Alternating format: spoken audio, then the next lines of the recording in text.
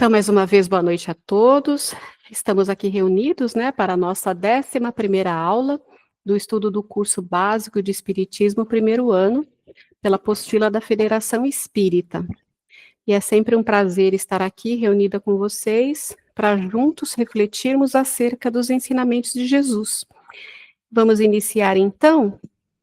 Vou colocar aqui para compartilhar a tela.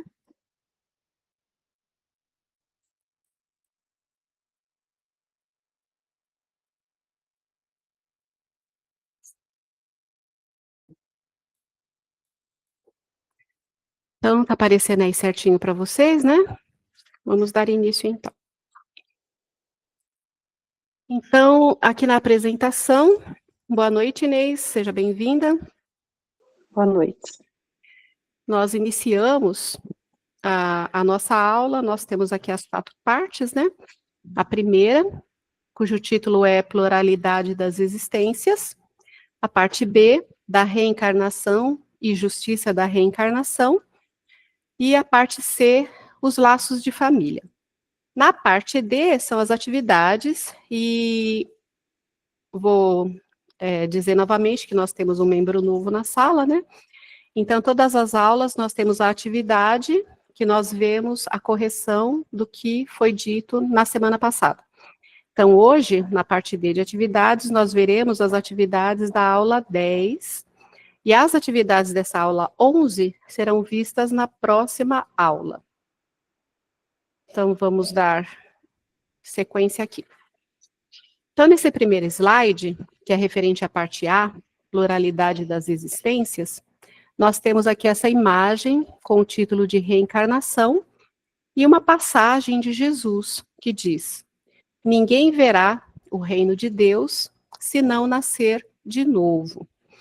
Então, vamos às explicações inerentes a essa passagem, porque a pluralidade nada mais é do que as vidas sucessivas, ou seja, o processo reencarnatório a que todos nós ainda estamos sujeitos devido ao nosso estágio evolutivo. Então, temos aqui considerações sobre a pluralidade das existências. 1. Considerações históricas. Constituindo-se em uma lei da natureza, a pluralidade das existências é uma realidade inerente ao homem, cujos indícios se revelam desde as épocas mais remotas da humanidade, evidenciando o fato de que ela sempre foi uma verdade insofismável. Então, sobre o ponto de vista histórico, a gente observa que sempre houve uma crença a respeito da reencarnação, né? E que, ao longo dos tempos, isso foi sendo sufocado por outros interesses. E aqui nós temos algumas passagens, né, de povos e o que se dizia a respeito. Então, os Vedas, nos rituais que presidiam a iniciação dos seus adeptos, já apregoavam as leis que presidem os mistérios da imortalidade da alma, da pluralidade das existências e dos mundos. O brahmanismo também tinha e tem como base a crença em tal princípio. Krishna, por sua vez, renovou as teorias védicas ao ensinar que o corpo é o envoltório da alma, que aí tem a sua morada, sendo uma coisa finita. Porém, a alma que o habita é invisível, imponderável e eterna. Buda foi ainda mais incisivo ao afirmar: uma vida curta, uma vida longa, um estado mórbido, uma boa saúde, o poder, a fraqueza, a fortuna, a pobreza, a ciência, a ignorância, tudo isso depende de atos cometidos em anteriores existências. Pitágoras, filósofo e matemático grego, era um fiel partidário da teoria da transmigração da alma de um corpo para o outro. Orígenes, importante filósofo e teólogo da Igreja grega, admitia a pré-existência da alma como uma necessidade lógica na explicação de certas passagens da Bíblia, chegando à conclusão de que se ela não existisse, Deus seria injusto. Entre os judeus, a ideia das vidas sucessivas era geralmente admitida. A crença nos renascimentos dos espíritos encontra-se indicada veladamente no Antigo Testamento, porém, muito mais claramente nos evangelhos, como se pode verificar em algumas de suas passagens. Platão, uma das maiores figuras da filosofia de todos os tempos, já concebia a chamada teoria da reminiscência, segundo a qual o nosso conhecer é apenas o recordar. A ocasião para isso é o encontro com as coisas deste mundo, o qual desperta na alma a recordação das ideias e lembranças. Então, nós vemos que essa teoria de Platão, que é a teoria da reminiscência, já era um conceito inicial, incipiente, de tudo aquilo que a doutrina espírita, através da codificação, trouxe com Allan Kardec. E isso é uma teoria muito antiga, né, desde a época de Platão. E, basicamente, essa teoria, ela pregava que o conhecimento é inato. Então, aquelas coisas que a gente já traz de vidas anteriores, de conhecimentos anteriores, e que a gente tem uma maior aptidão em realizar na encarnação vigente. A gente tem preferências, tem gostos, tem maior facilidade de desenvolver essa ou aquela questão.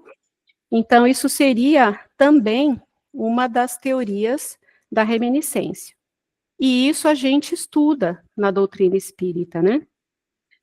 O esquecimento do passado também entra na teoria da reminiscência, como ao reencarnar, com a junção da alma com o corpo, o ser reencarnante deixaria no mundo das ideias todos os seus conhecimentos, mas aqui fala mais no sentido de ser, assim, um conhecimento intelectual. Ficaria, então, no mundo das ideias, de forma latente, e a pessoa só acessaria aquilo que realmente fosse interessante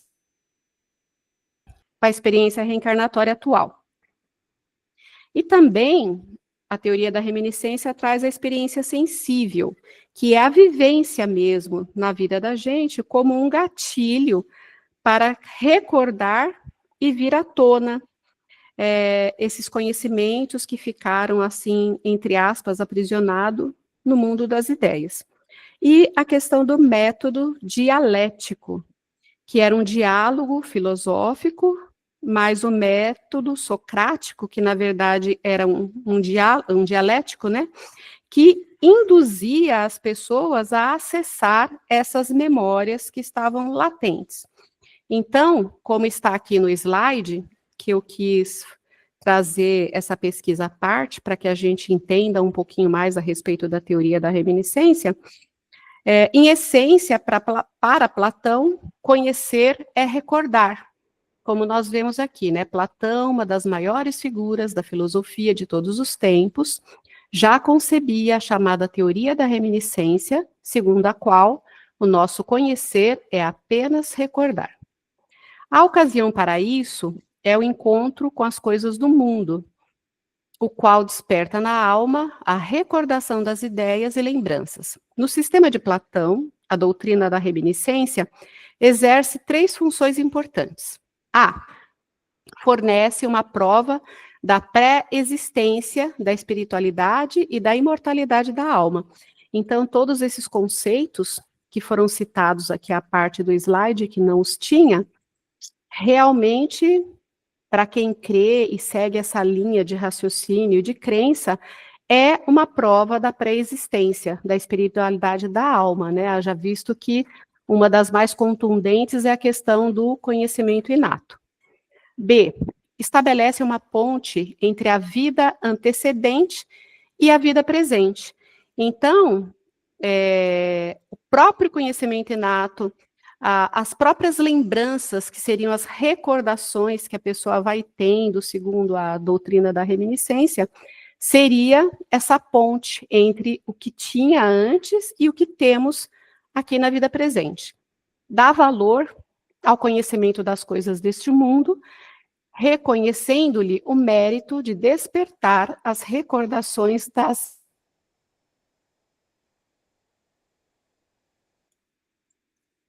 Então, a questão que vimos também aqui à parte, né, a respeito dos métodos, da experiência que vai levando a pessoa, induz a essas recordações. Então, ou seja, a vida seria um eterno recordar e um aprimorar daquilo que, na verdade, nós já trazemos. E isso já era o que resumia, entre aspas, né, essa questão da doutrina da reminiscência da época de Platão. Vê-se assim que os espíritos benfeitores apenas renovam um princípio que teve origem nas primeiras idades do homem e que se conservou até hoje. A diferença é que os espíritos apresentam esse princípio de um ponto de vista mais de acordo com as leis evolutivas da natureza e de conformidade com os desígnios de Deus. Então, aqui traçando um paralelo entre a teoria de Platão e da codificação, se acredita que os espíritos trouxeram, então, essas teorias, que já vinha de outros tempos, de uma forma mais compilada, mais extensiva, mais pormenorizada, e trazendo, assim... Hoje eu estou com o bichinho do Ranran, gente. E trazendo, assim, um aprimoramento de acordo com as leis evolutivas da natureza e de acordo com os desígnios de Deus, né? E tudo aquilo que Jesus nos trouxe, que é, na verdade, a grande diferença, que é o caminho, né? A verdade e a vida, e é a indicação daquilo que nós devemos seguir para progredirmos mais rapidamente na senda da evolução, a caminho da perfeição. E aí, dando continuidade, considerações sobre a pluralidade das existências, 2. Fundamentos. Ao trazer à luz esclarecimentos sobre a pluralidade das existências corpóreas, os espíritos superiores resgatam uma doutrina que teve início nos primeiros tempos da humanidade. Aqui nós estamos nos referindo às considerações 1, onde vimos a teoria da reminiscência. Mas algumas correntes doutrinárias deixaram de lado seus fundamentos, o princípio evolutivo da reencarnação, preferindo antes consagrar a teoria da unicidade das existências, ou seja, uma única existência seria essa unicidade. Desta forma, rejeitaram princípios que poderiam auxiliar o homem em seus questionamentos existenciais, pois, cedo ou tarde, ao atingir a sua maturidade espiritual, a humanidade não poderá conciliar as diversidades da evolução e as consequentes divergências sociais em face da inverossímil possibilidade de a alma encarnar uma só vez. Ao tecer algumas considerações sobre a pluralidade das existências, Allan Kardec formulou as seguintes questões, que, como nós já vimos nas nossas aulas anteriores, né, Kardec, quando abraçou a causa da codificação, ele era considerado uma pessoa materialista, um estudioso, um letrado, um grande professor, tanto é que ele usou o título de Allan Kardec, né, como um pseudônimo, que era o nome que ele recebeu em uma das encarnações anteriores que ele teve como um druida. Para que ele não expusesse, assim, a sua carreira, a sua vida pública, ele usou, então, esse pseudônimo. E ele era um eterno questionador, sempre comparando, pesquisando e tudo mais. E aí, essa passagem nos diz que, sobre a pluralidade, ele formulou as seguintes questões. Primeira, por que a alma revela aptidões tão diversas e tão independentes das ideias adquiridas pela educação? Então, essa questão aqui que ele levantou, essa número 1, vem em linha com a teoria da reminiscência, né? Que é a questão do conhecimento inato. 2, de onde vem a aptidão extranormal de algumas crianças de pouca idade para esta ou aquela ciência, enquanto outras permanecem inferiores ou medíocres por toda a vida? mais uma ligada ao conhecimento inato e de onde se aplica que a criança em questão, que está se destacando em relação às demais, ela está apenas recordando aquele conhecimento que ficou no mundo das ideias com seu processo reencarnatório. 3. De onde vêm para uns as ideias inatas ou intuitivas, que não existem para outros? Então, esse também é um questionamento interessante, né? Porque todos nós temos acesso mais ou menos e temos uma aptidão mediúnica, intuitiva, em maior ou menor escala. Então, existe sim uma grande diferença entre o conhecimento inato, né, que é o progresso anterior alcançado, e essa questão intuitiva, que nada mais é do que um acesso que nós encarnados fazemos às nossas próprias experiências anteriores. Né? Então, a gente acessa esses arquivos que estão latentes, que são como se fossem gatilhos que determinada situação faz com que aquilo venha, e você recebe como intuição, porque, de certa forma, você já vivenciou algo parecido, alguma situação semelhante, que te trouxe experiências positivas ou negativas, e que essa intuição, que é aquela fração de segundos em que algo nos acomete, é muito poderosa, porque é aquela fração de segundos que o nosso coração, a nossa energia, a nossa frequência consegue detectar e fazer uma releitura de todo o quadro. Só que o que acontece? Nós racionalizamos muito em cima disso, nós vamos procurando justificativas que caibam no nosso conteúdo, na nossa sociedade, nas nossas crenças ainda muito enraizadas, naquilo que a gente aprendeu a estabelecer nessa encarnação como certo e como errado, e aí muitas vezes a gente deixa de lado, não acredita, não valoriza, e depois, com a passagem de muito tempo, a gente consegue, graças a Deus, aos poucos ir identificando quanto que nós poderíamos ter abreviado determinadas situações constrangedoras ou envolvimentos, né, em lugares, pessoas e ambientes que, naquela fração de segundos, a nossa intuição já tinha nos alertado que aquela frequência, aquela situação, aquelas pessoas, aquele ambiente não vinham realmente de encontro com a nossa essência. E é por isso que eu sempre falo que é muito interessante a gente estar se aprofundando nesses conhecimentos, desde que se identifique, é claro, né? E estar estudando um pouco mais a respeito, porque a gente abrevia muita coisa que nós não necessitamos passar nessa mesma experiência reencarnatória. Se a existência presente deve ser decisiva para a sorte futura, qual é, na vida futura, respectivamente, a posição do selvagem e a do homem civilizado? Estarão no mesmo nível ou distanciados no tocante à felicidade eterna? Então, isso a gente vê, né, com a questão da doutrina espírita, que foi algo muito mais aprofundado com relação à teoria da reminiscência, que a posição do selvagem, na verdade, é um espírito que foi criado num tempo posterior aos demais, e que estão ali, nessa posição de selvagem, ainda nas suas primeiras experiências reencarnatórias, né, nos mundos primitivos, e que é exatamente essa correlação entre o número de experiências reencarnatórias versus oportunidade de aprendizado que faz essa diferença sobre a posição do selvagem e a posição do homem civilizado.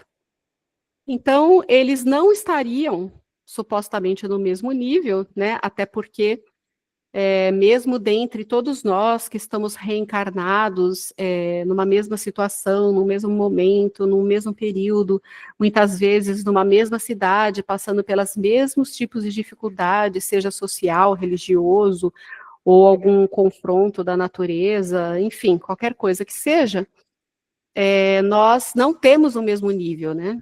Cada um de nós estamos enquadrados numa mesma classificação, porque não foge muito, mas não necessariamente iguais e no mesmo nível. O homem que trabalhou toda a vida para melhorar-se estará no mesmo plano daquele que permaneceu inferior, não por sua culpa, mas porque não teve o tempo nem a possibilidade de melhorar? Há uma doutrina que possa resolver essas questões? Então, nós vemos que a doutrina espírita, ela realmente responde todas essas indagações. E é por isso que se apregoa a fé raciocinada, é por isso que a gente se liberta dos dogmas, das crenças cristalizadas e de todas as coisas que nos limitam em termos de expansão da consciência, né? Que é o que nós viemos fazer aqui. Nosso principal propósito é a nossa própria elevação. Admitir as existências sucessivas e tudo estará explicado de acordo com a justiça de Deus. Aquilo que não podemos fazer numa existência, faremos em outra. É assim que ninguém escapa à lei do progresso. Cada um será recompensado segundo o seu verdadeiro merecimento. Ninguém é excluído da felicidade suprema a que se pode aspirar, sejam quais forem os obstáculos que encontre no seu caminho. Portanto, as discrepâncias ocorrem em função dos desvios cometidos e que exigem reajuste perante Deus. Ou seja, quanto mais a gente fizer mau uso do nosso livre-arbítrio, mesmo que seja no tocante à nossa ignorância, no sentido de ignorar os fatos, é por isso que eu volto a repetir que quanto mais a gente aprende, menos se ignora e menor discrepância haverá em relação àquilo que a gente pode alavancar em termos de aprimoramento, né? Deve-se, pois, reconhecer que a pluralidade das existências é a única capaz de explicar aquilo que, sem ela, seria inexplicável, pois representa para o homem a resposta aos seus anseios, na medida em que explica o presente e lhe possibilita novas oportunidades corpóreas de aprimoramento espiritual. Então, à medida que nós temos oportunidade de voltar, de reencarnar, de refazer a nossa trajetória, de estarmos, né, novamente frente a frente com pessoas com quem nós temos necessidade de transmutar sentimentos, reparar faltas e tornar a nossa consciência mais tranquila, porque como nós já vimos em outras aulas, Deus não nos julga. É o nosso próprio tribunal da consciência que faz com que nós entremos na fila da reencarnação, querendo desesperadamente reparar aquilo que nós deixamos de fazer, aquilo que nós negligenciamos. Então, a pluralidade das existências, ela não só nos dá a oportunidade de crescer cada vez um pouco mais em cada experiência reencarnatória, como ter a cada vez uma consciência muito mais serena, muito mais tranquila, e através do aprendizado e da vivência que tenhamos, nós iremos incorporando esse aprendizado, esse conhecimento, que vai passar a fazer parte do nosso dia a dia e não teremos mais a necessidade de experienciar coisas negativas que nos trariam o mesmo aprendizado. Então, com isso, nós concluímos aqui a parte A, sobre a pluralidade das existências. Se alguém tiver alguma pergunta para fazer com relação a essa parte, quiser fazer alguma colocação, esse é o momento.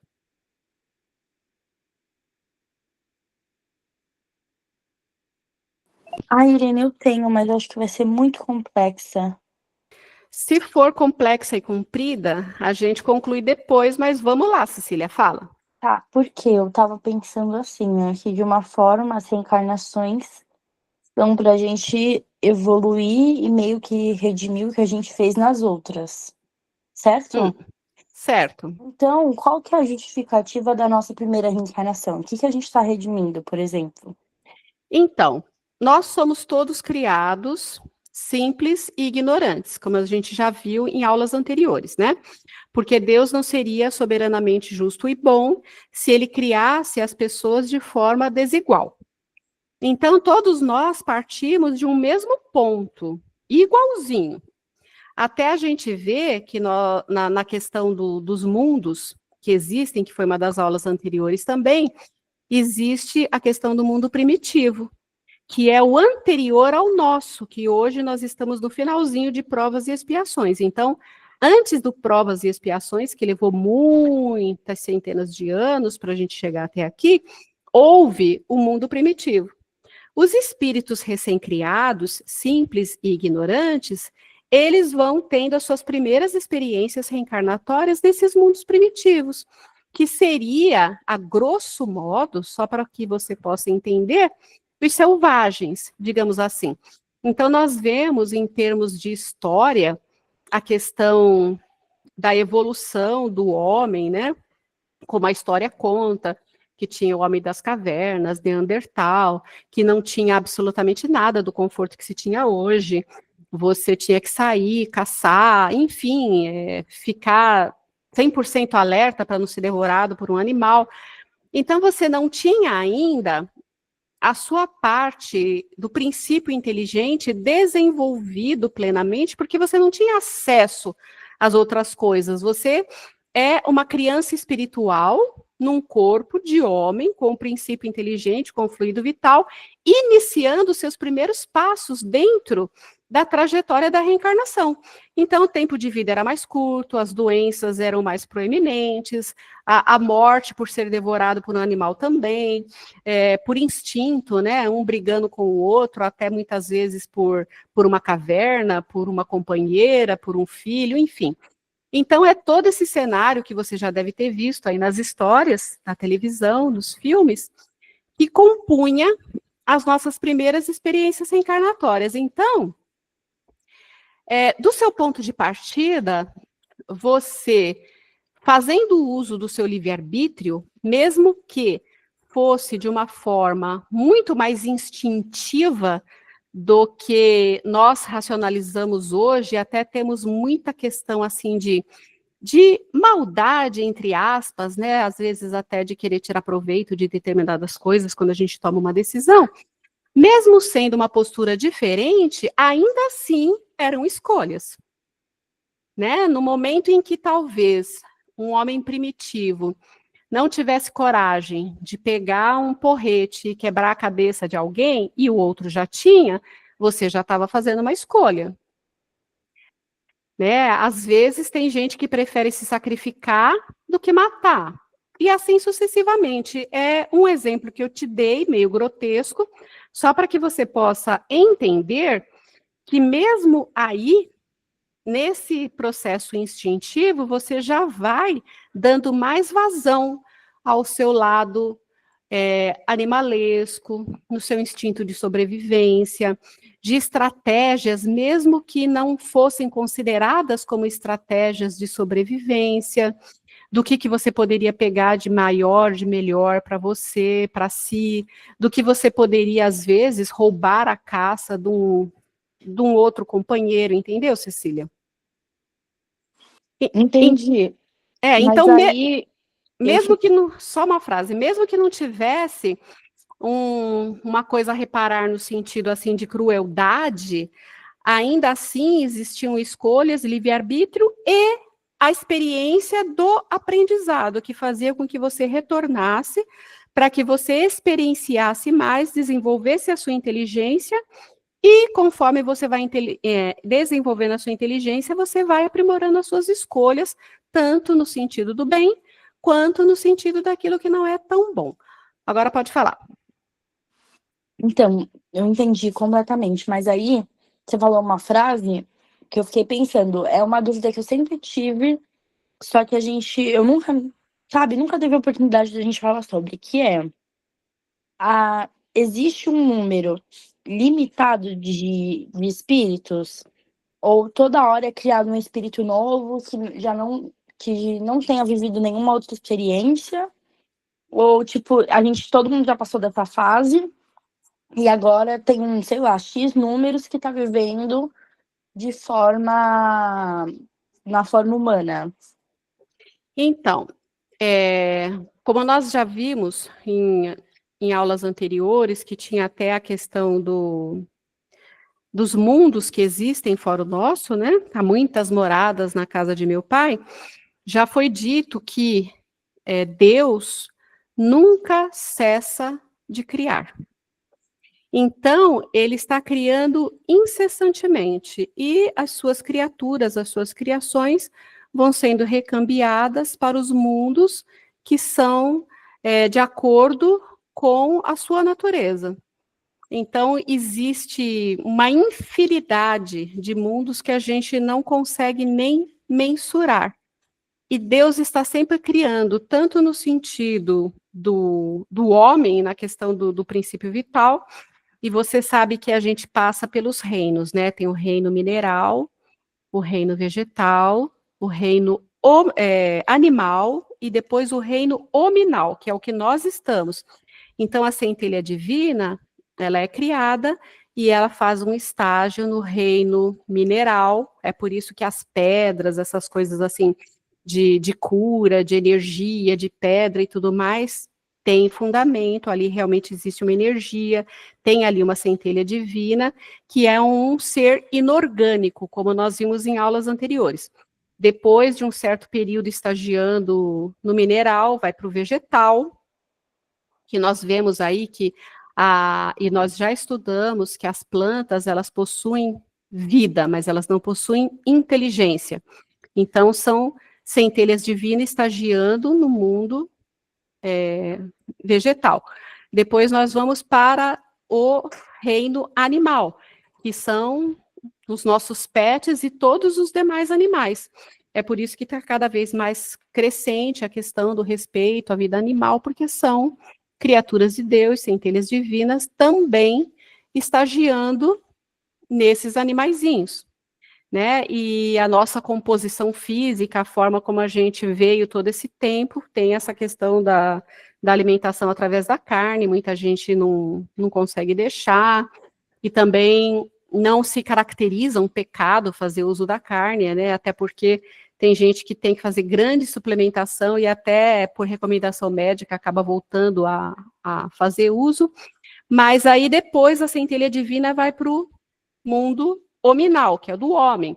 Aí a gente é dotado do princípio inteligente, porque o homem, dentro de todos esses estágios que a centelha divina faz, ele é o único que tem a razão. Ele é o único que tem o poder de decisão, independente de estar no mundo primitivo ou não. Então Deus está sempre criando, mas você imagina o quanto que nós temos na natureza de mineral, de vegetal, de animal, até chegarmos no homem, entendeu? Aí você amplia esse olhar para os diversos mundos, onde mesmo que seja uma categoria diferente de vida, mineral, vegetal, animal, ainda assim existe. Então é muita coisa. Nós somos muito pequenos, muito significantes para tanto orgulho e vaidade que a gente carrega. Entendeu, Cecília?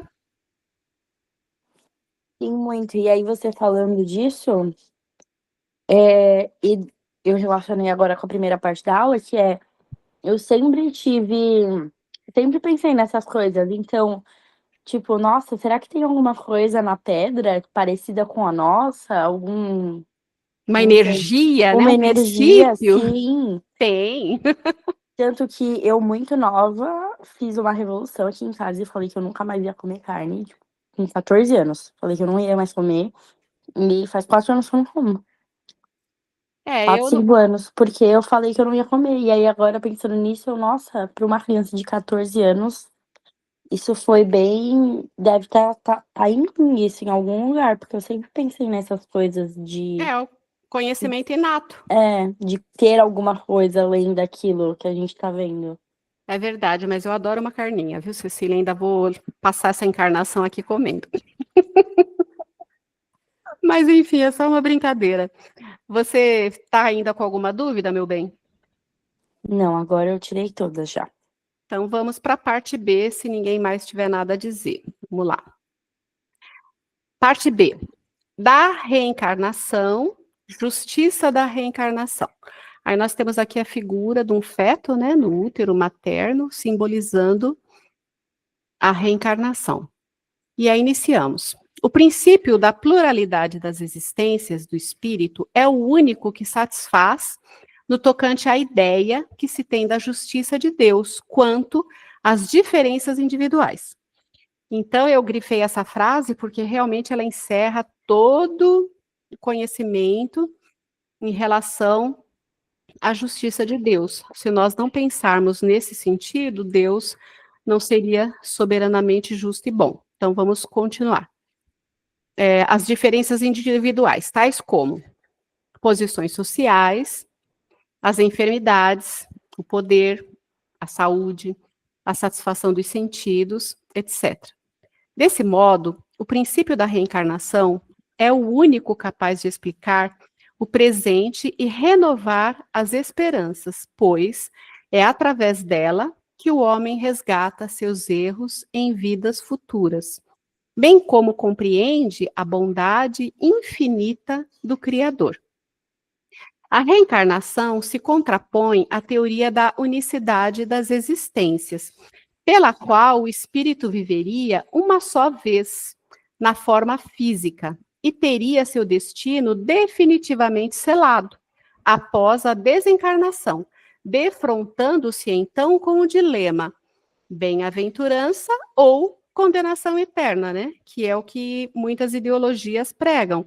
Então você vai para o inferno, ou você vai para o céu. E outras ainda têm a questão intermediária do purgatório, mas o seu destino já estaria selado no momento do desencarne.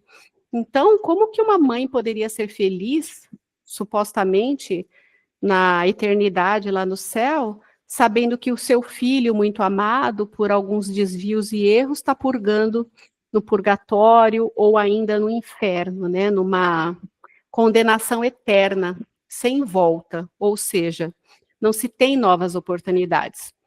Então, é por isso que simboliza aqui a bem-aventurança ou condenação eterna. Mas a razão indica, e os bons espíritos ensinam, que o espírito que ainda não alcançou a perfectibilidade da vida corpórea terá pela frente a oportunidade de novos renascimentos em corpos físicos para prosseguir na sua caminhada evolutiva. Então, a gente consegue mensurar o conforto que a doutrina espírita, a pluralidade das existências e esse período que a gente passa na erraticidade, nessa pegada aí do julgamento sendo da nossa própria consciência, de ter o acolhimento necessário, o amparo necessário e a oportunidade de refazer a nossa trajetória. Então, isso traz realmente um consolo muito grande, é por isso que o Espiritismo é o consolador prometido por Jesus na época em que ele esteve entre nós. Porque eu não consigo, talvez até por falta de conhecimento, imaginar algo dentre as principais correntes, né, de religiões que nós temos aqui no Brasil, algo que nos dê um consolo tão grande como você saber que você terá uma nova oportunidade de refazer os seus caminhos, e aí nós estaríamos seguindo o princípio do caminho da perfectibilidade, né? À medida que a gente vai progredindo até chegarmos um dia a sermos espíritos puros, perfeitos. Allan Kardec indaga aos benfeitores espirituais: o número de existências corporais é limitado ou o espírito se reencarna perpetuamente? A cada nova existência, o espírito dá um passo na senda do progresso. Quando se despojou de todas as suas impurezas, não precisa mais das provas da vida corpórea. Portanto, pelo princípio da reencarnação, o espírito, no itinerário da sua perfectibilidade, terá pela frente a oportunidade de novos renascimentos. E essa frase que eu grifei resume o que eu acabei de dizer. Pela reencarnação, reparam faltas cometidas, ao mesmo tempo em que assumem o compromisso de novas provas, pois um dia todos tornar-se-ão espíritos puros. Então, ou seja, a gente vem, repara algumas coisas, só que comete novos erros, né? Acaba sendo uma bola de neve, só que uma bola de neve decrescente, né? Esperamos acertar mais do que errar, até chegarmos ao patamar da evolução maior. O número de reencarnações não é o mesmo para todos os espíritos, porquanto depende do esforço que cada um faz em prol do seu aprimoramento intelectual e moral. A cada nova existência, o espírito dá um passo adiante na senda do progresso. Uma vez livre de todas as impurezas, não terá mais necessidade de novas vidas corporais. Deus jamais seria um pai de justiça, de incomensurável amor e bondade, se condenasse os que não conseguiram vencer suas provas por fatores adversos, encontrados no próprio meio onde foram colocados e alheios à sua vontade. Isso aqui seria a teoria do fatalismo, né? Se você é colocado num ambiente adverso, com pessoas completamente diferentes, você não tem afinidade, num meio em que tem realmente muita prova, né, e seu espírito acaba sucumbindo, então essa pessoa teria sido desfavorecida pela lei da justiça divina, e isso não é concebível a um Deus soberanamente justo e bom. Seria sumamente injusto se julgasse seus filhos de modo diferente uns dos outros, ou que aplicasse a sua justiça de modo unilateral. Todos os espíritos caminham à perfectibilidade e Deus lhes faculta meios de alcançá-la, proporcionando-lhes as provações de inúmeras vidas corpóreas para atingirem o objetivo para o qual foram criados. Então, Deus nos dá inúmeras possibilidades. E aí terminaria a parte B, né? Alguém tem alguma dúvida, algum questionamento, algum comentário com relação a essa parte da reencarnação e da justiça da reencarnação?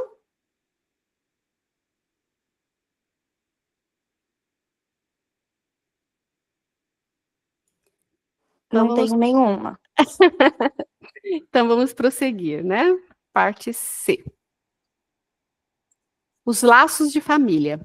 Aí nós temos aqui a mesa, né? Com a família toda reunida, e os patriarcas, matriarcas, mais os filhos e os netos. Que coisa linda. Tem até um cachorro ali embaixo da mesa na toalha. Então vamos lá. Os laços de família são fortalecidos pela reencarnação e quebrados pela unicidade da existência. Essa é uma questão que eu, no começo, demorei um pouco para entender, que eu ficava pensando assim, como que a reencarnação não acaba com os laços de família, se a gente desencarna, tem a separação, enfim. Mas aqui está muito bem explicado. A reencarnação possibilita melhor integração entre os membros de uma família, pois aqueles que se amam procuram estreitar cada vez mais os laços afetivos, pedindo a Deus para reencarnarem sempre nos mesmos círculos familiares. Ocorre frequentemente que em uma família encarnam espíritos que não se afinam com os demais, demonstrando tendências diversas, parecendo, pelas suas inclinações e gostos, que nada têm em comum com seus parentes. As encarnações de espíritos que são estranhos no seio das famílias têm a dupla finalidade de servirem de prova para uns, né, que é forçado a ter aquela convivência, e de meio de progresso para outros, né, que através da convivência forçada acaba desenvolvendo suas potencialidades, aí, amor, paciência, enfim, tantos outros, e acaba progredindo até pelo convívio com pessoas diferentes, pessoas, entre aspas, melhores, e que estão constantemente dando o exemplo daquilo que o outro necessita desenvolver. Os menos evoluídos melhoram pouco a pouco ao contato direto com os bons e pelas atenções que deles recebem. Geralmente, seu caráter se abranda, seus costumes se aperfeiçoam e as antipatias desaparecem. Os espíritos constituem, no mundo espiritual, verdadeiras famílias unidas pela afeição, pela semelhança de inclinações e pela atração mútua, sentindo-se felizes por estarem juntos. Eles procuram sempre maior entrelaçamento afetivo entre todos. Então, a gente vê aqui que no mundo espiritual, as pessoas, as famílias se reencontram e querem viver juntas, unidas, única e exclusivamente pelos laços de afeição. Diferente aqui da matéria, que muitas vezes a gente renasce, na verdade, com núcleo de pessoas da qual a gente tem coisas a reparar, né? Então, na espiritualidade, é sempre a afeição, o amor que torna possível a vivência comum entre os espíritos. E a nossa família espiritual, ela é imensa, né? Porque ela não se resume unicamente aos encarnados que desencarnaram durante essa única experiência que nós estamos aqui vivenciando. Existem tantos outros amores que a gente vai oportunamente encontrar, porque o laço de amor, ele nunca se perde. A encarnação só os separa momentaneamente, porque retornando à erraticidade, né, que é a espiritualidade, se reencontram. Assim como sucede com amigos quando retornam de uma longa viagem. Muitas vezes também reencarnam juntos numa mesma família consanguínea ou no mesmo círculo familiar, para assim palmilharem juntos o roteiro evolutivo.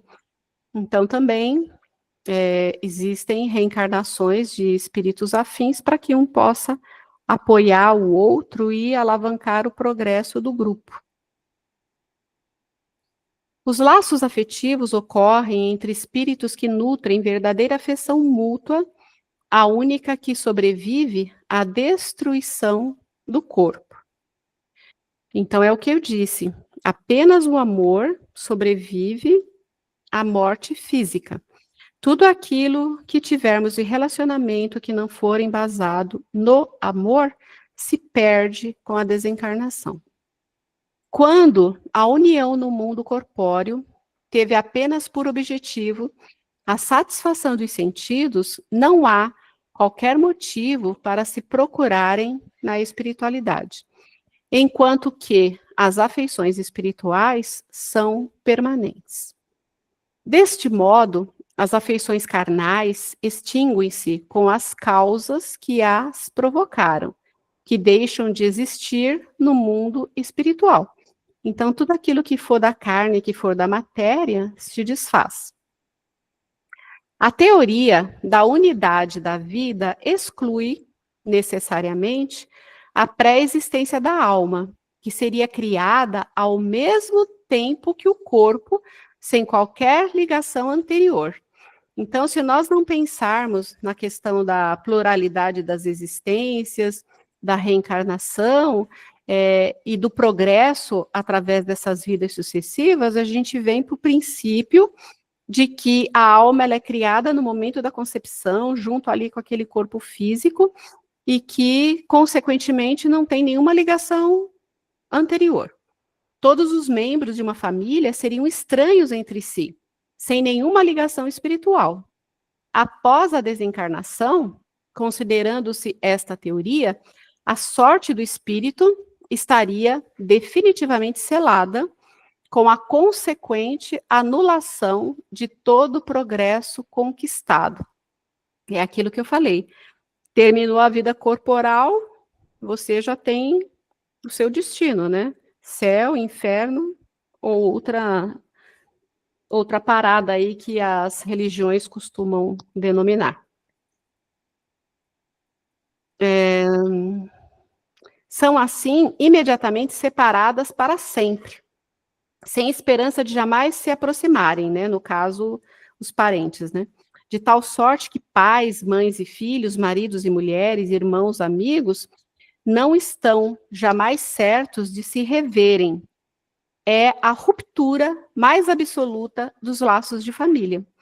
E aqui, essa colocação a respeito da unicidade da existência, né, seria uma única vida, além dela não justificar as afinidades que nós temos com algumas pessoas, ela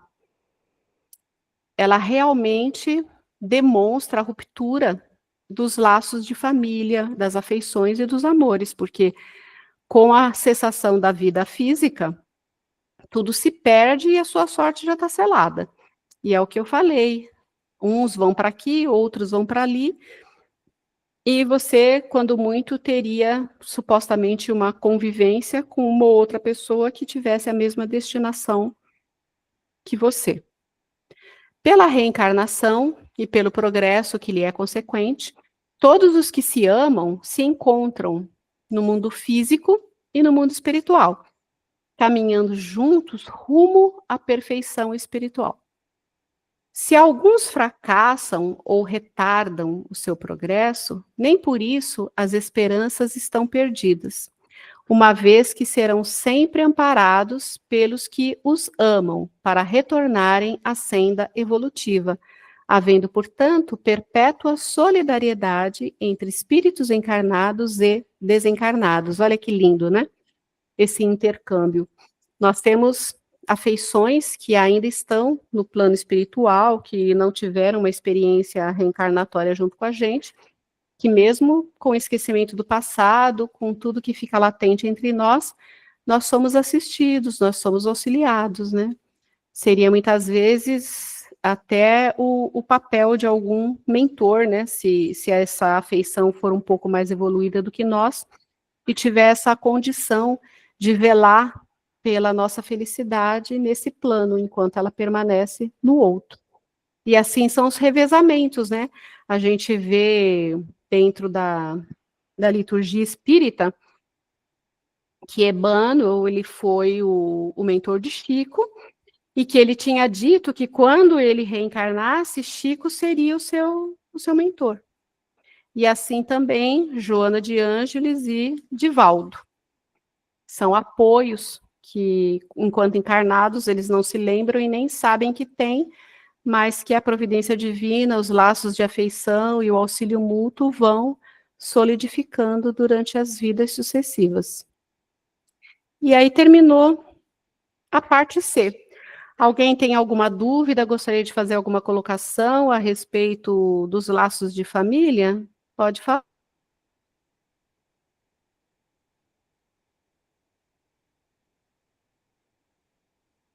Bom, então, se ninguém tem nenhuma colocação, eu vou interromper aqui o compartilhamento, porque essa parte D a gente vai ver na próxima aula, né? Interromper aqui.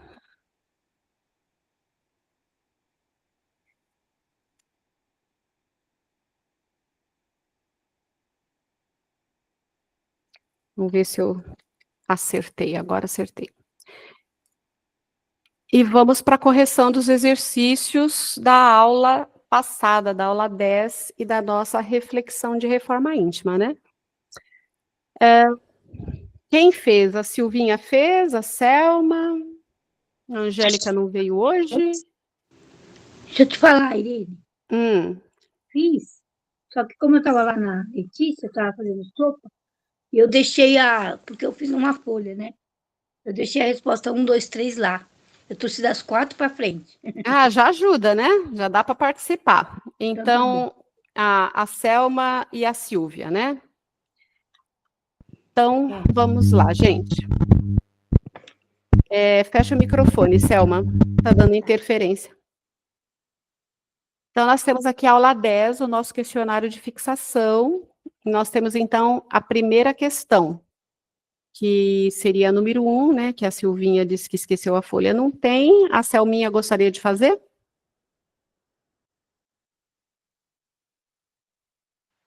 Posso fazer, Irene. Então, vamos lá. O espírito mantém a individualidade após a morte? Explique. Sim. Conforme o livro do espírito, o espírito mantém sua individualidade após a morte porque conserva sua consciência, suas lembranças e seu caráter moral. O corpo físico desaparece, mas o espírito permanece como ser pensante e responsável por seus atos. Muito bem, Selminha. Fecha o fone. Peraí. Bom, então a questão número 2. O espiritismo pode ajudar a fazer o instante da morte menos doloroso? E é ainda o espiritismo que vem ensinar que, dependendo da elevação alcançada pelo espírito, o instante da morte pode ou não ser doloroso e que os sofrimentos, algumas vezes experimentados, são um bálsamo para o espírito que vê chegar o momento supremo da sua libertação. Então, o espiritismo pode sim nos auxiliar no instante da morte, porque quanto mais conhecimento nós tivermos agregado a respeito da vida após a morte, dos processos das vidas sucessivas, do que a gente espera encontrar no plano espiritual, nos nossos afetos que estão lá, né? Quando a gente tem assim a nossa consciência tranquila, principalmente, né, de ter errado, porém ter feito melhor que poderia ter feito naquele momento, naquela circunstância, de acordo com o nosso estágio de evolução, a gente sente uma maior tranquilidade nessa transição. Então, o Espiritismo ajuda, sim, no instante da morte, tornando-o menos doloroso, porque o que é doloroso é justamente o apego. O apego à matéria, aos bens, às pessoas, a não aceitação de que aquele ciclo se findou e que novas portas se abrem, né? Isso é que torna tudo muito mais doloroso. E, com relação aqui à resposta também complementando, quando se tem alguma enfermidade que se arrasta por um tempo, basicamente o espírito já vai ansiando pela sua libertação, né? Então, acaba sendo um processo mais fácil o desencarne, do que propriamente todo o processo da enfermidade em si. Aí a questão número 3, você gostaria de fazer, Selma? Sim. A separação da alma e do corpo é igual para todos? Aí, assim, como resposta, não. Não é igual para todos.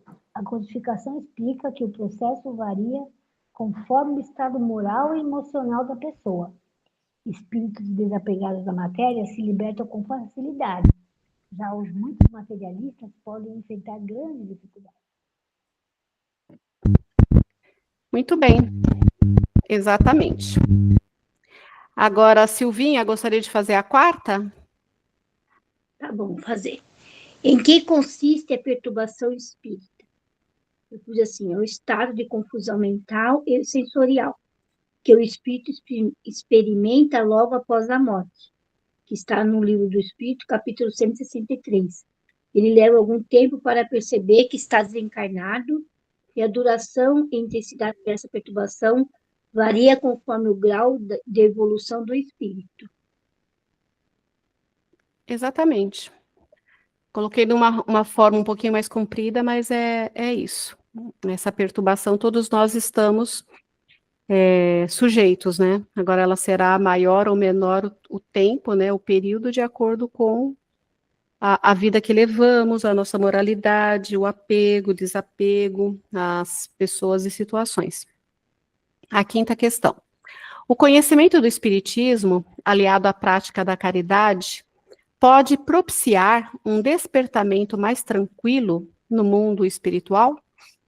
O conhecimento do Espiritismo exerce uma grande influência na amenização e até mesmo significativa redução desse período, porque o espírito adentra essa situação conhecendo-a antecipadamente. Contudo, a prática do bem, a elevação moral e a pureza da consciência sempre são os fatores preponderantes para minimizar as vicissitudes dessa contingência. A questão número 6, gostaria de fazer, Silvinha? Vou fazer. É igual para todos o espírito perturbação após a morte? Eu pus assim, não. cada espírito passa pela perturbação de matéria diferente. Os adiantados espiritualmente quase não sentem confusão, enquanto os culpados, materialista ou desesperado, pode permanecer perturbado por mais tempo, que está no livro do Espírito, questão 165. Ok. A 7ª, Selminha. A 7ª é assim. Na passagem evangélica citada, Jesus quis criticar o desvelo do filho para com o pai. Que conclusão podemos tirar? Jesus não critica o amor ao pai. Ele ensina que acima dos compromissos materiais está o compromisso espiritual e moral. Deixar os mortos enterrarem seus mortos significa dar prioridade ao progresso do espírito. Sim. Na próxima questão também está dentro desse assunto? Fecha o microfone, amor. Tá. A próxima questão também está dentro desse assunto, né? Quem eram os mortos e os vivos a quem Jesus se referiu? A respeito da passagem de Lucas, pode-se afirmar que no mundo existem os mortos e os mortos. Os primeiros são os que dedicam às coisas da alma, que tratam de aprimorar seus espíritos, que ao desencarnarem, elevam-se para planos mais elevados da espiritualidade. Os segundos são os que se distanciam das coisas morais e espirituais, que submetem a alma a serviço do corpo, dando prioridade à satisfação dos sentidos e às coisas transitórias do mundo. Então, quando Jesus disse, né, deixai os mortos enterrar seus mortos, para o filho que estava preocupado em fazer o sepultamento lá dos despojos do seu pai, não houve ali, se a gente for levar o pé da letra, a gente pensa até que Jesus foi meio mal criado e que não deu valor à piedade filial daquele filho que estava preocupado em enterrar os despojos do pai. E não é nada disso. Ele se refere, como foi dito aí em outra questão, às prioridades que a gente tem que ter com relação aos compromissos, né, espirituais. Com relação ao compromisso espiritual, que naquela oportunidade, como nós vimos na aula, o filho deixou de acompanhar Jesus e, consequentemente, deixou de participar do maior evento a que ele teria oportunidade de participar naquela encarnação, né, que era seguir junto com Jesus. E quando Jesus se refere aos mortos enterrar seus mortos, é no sentido de que, como a verdadeira vida é espiritual, e quando nós reencarnamos, de certa forma, nós estamos mortos para a verdadeira vida. Porque aqui, com as nossas potencialidades latentes, com o esquecimento do passado, e com todas as questões que nós temos que enfrentar, aprimorar, né? Como se fosse tudo muito iniciante. E todos os nossos amores e afetos e toda a nossa estrutura que nós deixamos lá, a vida física, sob essa ótica, representaria para o espírito uma experiência de morte e de aprendizado enquanto estivesse aqui na matéria, né? Então, essa seria uma categoria de morte, mesmo que você estivesse, como disse aqui, buscando o seu aprimoramento, a sua vida, etc. Mas você está morto para a verdadeira vida. E, além disso, ainda tem aqueles que teriam um outro conceito ainda mais pejorativo de morte, que seria a pessoa que não busca esse aprimoramento, não busca esse conhecimento, então, ou seja, é um morto para a espiritualidade, vivendo numa suposta vida onde ele não busca, através das suas ações e das suas opções, melhorar-se no sentido de ser, entre aspas, menos morto. Por isso é que tem essa diferença aqui, entre os mortos e os mortos, né? E é isso que Jesus quis dizer, deixai os mortos, que são aqueles que estão mortos para a verdadeira vida, que é a espiritual, porque estão encarnados, enterrar seus mortos, ou seja, o corpo físico já sem vida. E com isso nós concluímos aqui o nosso questionário. e vamos para o nosso exercício de reforma íntima. Eu acho que falta 9, Irene. Ah, eu pulei a 9, então desculpe, é veieira mesmo, viu, gente? Então vamos lá. Devemos buscar o espírito que vivifica em vez da letra que mata, por quê? Sim, pois o que acontece é que o homem, ao procurar desvendar o sentido exato contido no ensinamento evangélico, esbarra sempre com os inconvenientes da letra que mata. Não houve por parte do mestre qualquer secura de coração, desprestigiando a manutenção dos laços tão brandos da família e da fraternidade.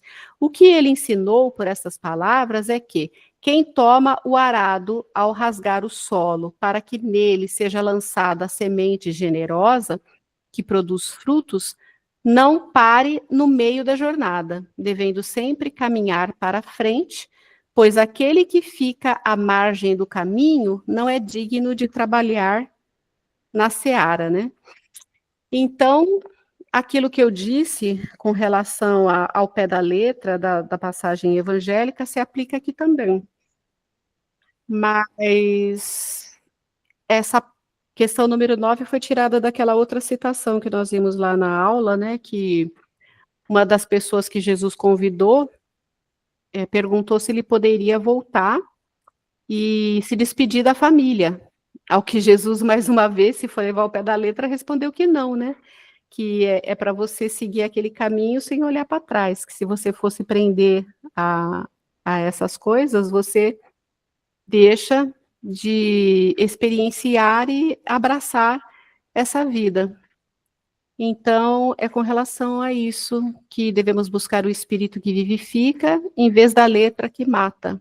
Por quê? Então, vamos agora ao nosso exercício. A frase aqui em questão, ela foi tirada do livro Calma, Psicografia de Chico Xavier, lição Mau Humor, página 101, que diz: se o mau humor te envolve à maneira de sombra sufocante, procura examinar-lhe as origens, a fim de que possas liquidá-lo tão imediatamente quanto possível. Só para dar uma explicação para a Lucila, né, que está começando hoje com a gente, nessas atividades nós temos esses questionários e nós temos essa frase de reforma íntima que é sempre tirada de algum livro, tipo Sinal Verde, Calma, etc. E a proposta é que a gente faça uma reflexão sobre o texto que está sendo dito aqui na frase, em relação de qual é o meu posicionamento, né, o posicionamento individual nosso, em relação ao que está sendo colocado. Então, seria para fazer uma breve resposta, uma pequena dissertação de como que você está frente a essa situação.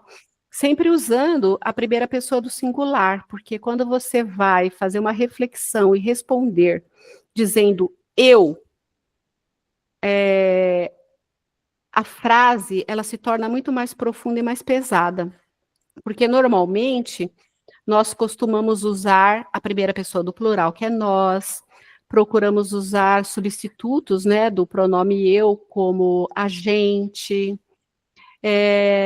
Pode não parecer, mas quando você se refere a si ou a alguma circunstância usando nós ou a gente, você tira a sobrecarga da sua responsabilidade em assumir o pronome eu mediante aquela situação.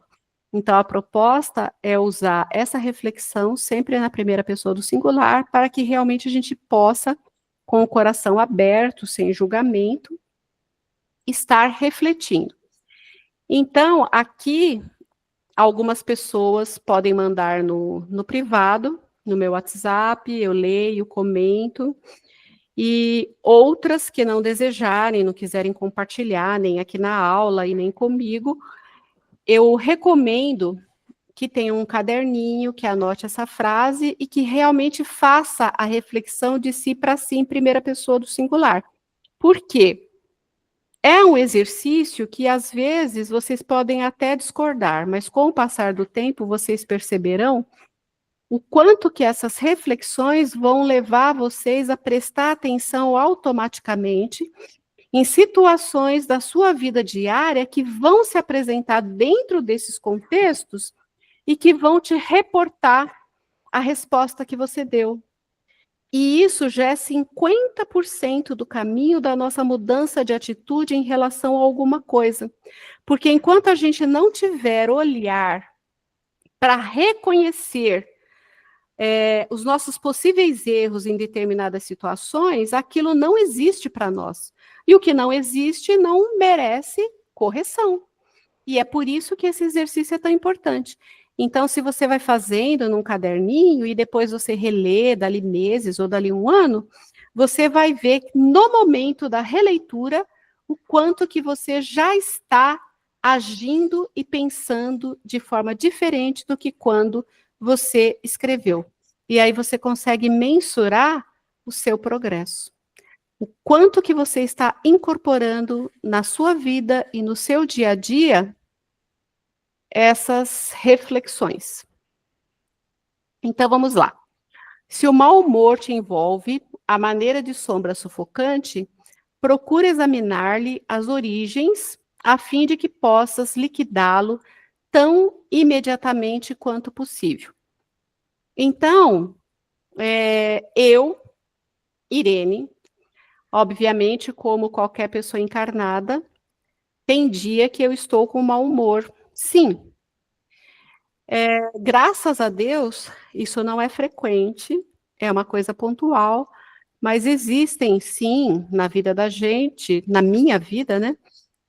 Situações, pessoas, contextos em que o estímulo que vem despertar as nossas más tendências, porque, óbvio, né, nós somos feitos de sombra e de luz, nós estamos aqui trabalhando, eu estou aqui trabalhando para que o meu lado luz fale mais alto, porém eu ainda sou muito falha.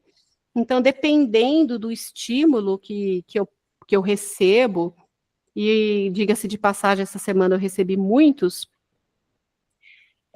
eu realmente acabo tropeçando, escorregando, caindo e passando por cima de muitas coisas que eu falo aqui para vocês, né? Porque eu tenho a responsabilidade de falar, eu preparo, eu estudo. Então, antes de passar para vocês, eu já tento incorporar muita coisa, porque seria muito contraditório se eu, no mínimo, não buscasse tentar viver. Tentar, eu digo, né? Porque se eu conseguisse, todas as vezes e tivesse sucesso, já seria uma missionária aqui em vida. Então, seria muito contraditório se eu passar a tentar pregar e estimular vocês a terem determinadas atitudes dentro da reforma íntima, se eu também não estiver trabalhando na minha própria reforma íntima. E graças a Deus, esse defeito eu não levo. Eu realmente busco. Só que, óbvio, eu escorrego, eu tropeço, eu caio, e essa semana eu até realmente caí, me levantei rapidinho, pedi ajuda aí dos meus amigos no sentido de vibrações, que foi realmente bem desequilibrante, digamos assim.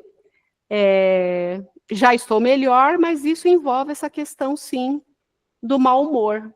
E eu realmente procurei identificar as origens. O que aquele estímulo negativo despertou algo que até eu achei que eu já tivesse, não vou dizer liquidado, né? Porque senão a gente não estaria, eu não estaria nesse patamar aqui de provas e expiações, mas eu esperava que a reação, o sentimento que me envolveu não fosse tão exacerbado. Eu esperava que eu já tivesse caminhado um pouco mais, então foi algo que realmente, assim, me deu uma prova de que eu ainda tenho muito para fazer. E é por isso que eu valorizo bastante esses exercícios, porque uma frase dessa reportou a um único momento dessa semana na minha vida que foi capaz de despertar sentimento que eu achei que eu já tivesse num patamar muito mais reduzido. Ou seja, é um teste é uma prova, eu não passei. Mas o fato de eu ter buscado rapidamente identificar a origem, abrir meu coração, pedir auxílio, procurar me envolver na prece, pedir socorro para a espiritualidade, e foi a forma que eu encontrei de tentar colocar fim àquele sentimento que estava me surpreendendo. Óbvio que ele não terminou, porque o que eu consegui foi colocá-lo de novo na caixinha de onde ele estava, né? Porque se eu tivesse conseguido diminuir da forma como eu imaginei que eu tivesse diminuído, ele não teria ressurgido. Então, são situações que a gente tem que ter esse olhar, de olhar. E é por isso que Chico dizia, né, que, de certa forma, a gente deve agradecer aos nossos supostos inimigos, porque eles não têm o carinho, não têm a amizade que um amigo tem, que um colega, que uma pessoa que convive amistosamente conosco, de despertar essas coisas que a gente acha que está amena, acha que você já progrediu um pouquinho mais e quando vem o teste você escorrega. E isso vem justamente das pessoas que nos atacam, que não têm amizade, que não têm amor, que têm qualquer tipo de sentimento pejorativo, que não adianta eu ficar falando aqui, mas o resultado é esse. Então, se for olhar por esse olhar do Chico, foi um favor, né? Porque eu tive condições de mensurar a quase a nulidade aí do meu progresso com relação a isso. Mas o fato de reconhecer, é como eu falei para vocês, já é 50% do caminho.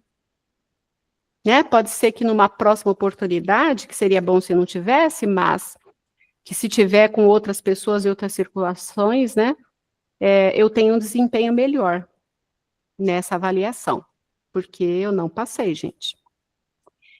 E é essa a reflexão que eu teria escrito no meu caderninho, só que eu costumo sempre estar desenvolvendo aqui com vocês, e fica aqui aberto para quem quiser comentar, refletir, falar de si ou não. A Angélica sempre comenta, mas ela não veio hoje, né? Se alguém quiser, fique à vontade, se não quiser também não tem problema nenhum, mas de verdade, façam no caderninho, porque ajuda bastante. Então, se alguém quiser comentar alguma coisa, seja a respeito dessa frase, ou seja a respeito de qualquer coisa dentro da aula que nós tivemos, pode falar. Irene, eu vou comentar. Mal-humorada é diferente de uma pessoa que fica irritada. Então, eu pus assim, eu não me acho uma pessoa mal-humorada. Às vezes me sinto irritada com certas situações, mas logo passa. Assim vou levando na vida. E aí eu pensei, será que eu estou sendo humilde em falar isso? Talvez eu sou mal-humorada e não percebo, sei lá. Aí eu perguntei para 4 pessoas, você me acha mal-humorada? E essas 4 pessoas falaram, não, você não é uma mal-humorada, você tem vários defeitos, mas mal-humorada não. Eu falei, então obrigado. Vem por aí. Então quer dizer que eu não sou mal-humorada mesmo. Porque 4 pessoas falaram que eu não sou, então eu não sou mesmo, né? Isso eu, né? Então, Silvia, você fez uma excelente colocação que dentro da minha resposta, eu acabei falando tanto com relação a essa experiência negativa que eu tive essa semana, que eu não dei a ênfase a essa questão do mau humor. Eu também não me considero uma pessoa mal-humorada, né? Aí vocês podem até falar por mim se sou ou não, mas eu pelo menos não me considero. Porém, quando você passa por alguma adversidade que te irrita e que te provoca muitas vezes até ódio, porque foi essa palavra que eu cheguei a usar, você acaba minando o seu humor naquele dia nos seus relacionamentos. Mesmo que você não seja necessariamente grossa ou mal-humorada com as pessoas, você não é a mesma, porque você está envolta numa energia negativa, você deu brecha, aquilo te atingiu de uma certa forma que você não tem a mesma espontaneidade para falar, para sorrir, para interagir com as pessoas. E isso algumas pessoas que não estão a par da situação podem até falar, nossa, a Irene hoje está mal-humorada. Mas, Então, na verdade, a origem é pior do que um mau humor, né? Porque eu mas cheguei deixa a eu te usar falar. a Quando palavra eu te ódio. quando eu te vejo, Hum, tem vezes que eu percebo, o quê? no seu semblante, quando você está assim, preocupada, muda, seu semblante muda, sabe? Aí eu falo assim, hoje a Irene está com algum problema, porque a feição dela está diferente. Mas a Então, pessoa muda mesmo, né?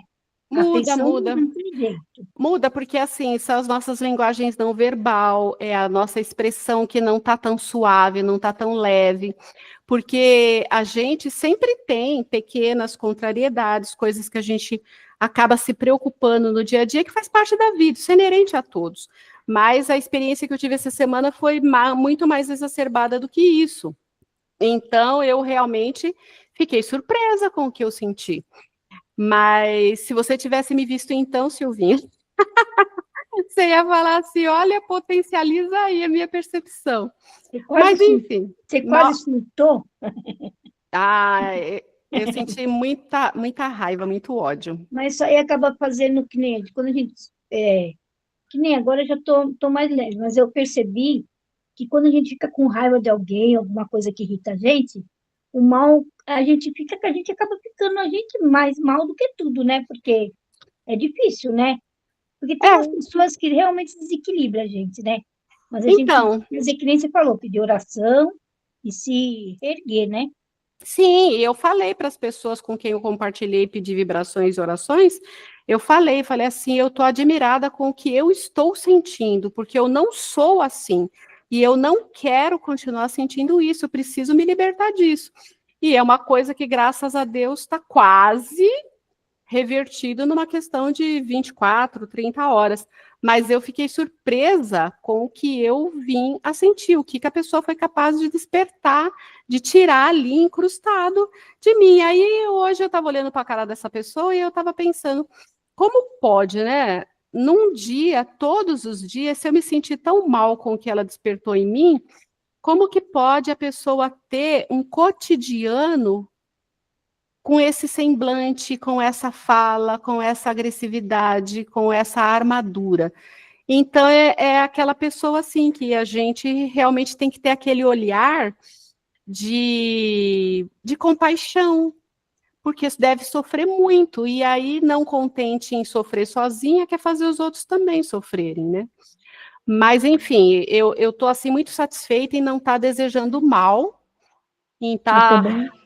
recetando as coisas, e está tentando esmiuçar esse sentimento e neutralizar dentro de mim, porque eu não tenho evolução para, igual algumas pessoas falaram para mim assim, ora, desejo bem, eu falei assim, olha, eu não desejando mal, nesse momento já está de bom tamanho. É sobre isso que eu estava falando a semana passada, acho que foi É, a Angélica, de você falar, poxa vida, eu tento modificar, e de repente você pega com um sentimento desse, e você fala, meu Deus, né, me tira isso. é, Agora, para a pessoa, ela tá certa, é. que a errada é você, Ah, né? sim, né? Cada um dá o que tem, né? Cada um Mas dá o que tem, exatamente. Entendeu? graças a Deus, eu não me identifiquei com o sentimento, não nutri, procurei lutar contra e pedir ajuda das pessoas que eu sei que me amam e que estariam vibrando positivamente. Sim, com certeza. Então, Só ó, isso. já deu as 22 horas, terminou o nosso tempo. Tá tudo bem? Alguém quer falar mais alguma coisa? Podemos encerrar?